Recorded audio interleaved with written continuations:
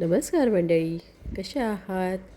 आज मी बनवते सफेद वाटाण्याची रस्सावाली भाजी आणि ते पण बटाटा टाकून. आणि मी डायरेक्ट बनवणार आहे, कुकरमध्ये शिजवून वगैरे घेणार नाही.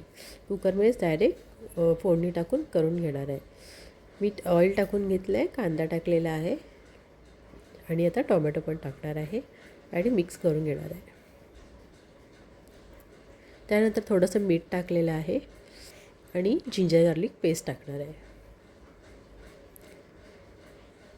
मग हळद, लाल तिखट आणि कांदा लसूणचा अर्धा चमचा मसाला टाकलेला आहे. आणि हा गोडा वाटण आहे. गोडा वाटण तुम्हाला तर माहितीच असेल, कांदा लसूण कांदा आणि खोबरा भाजून करतात त्याचं वाटण आहे. तो थोडासा टाकलेला आहे, तो मिक्स करून घेणार आहे आणि नंतर त्याच्यात मी सफेद वाटाणे आणि बटाटे टाकणार.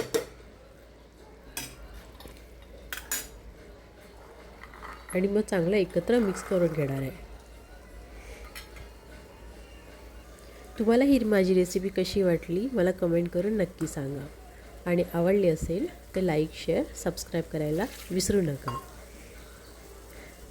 चांगला 1 ते 1.5 ग्लास पाणी टाकून घेणार आहे.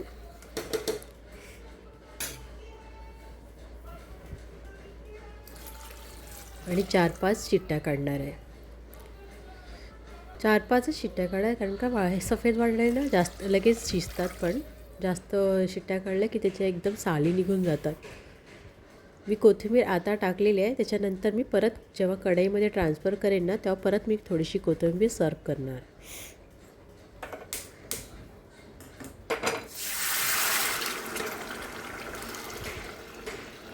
मी कढईमध्ये ह्याच्यासाठी ट्रान्सफर केली कारण थोडीशी अजून मला घट्ट करायची होती.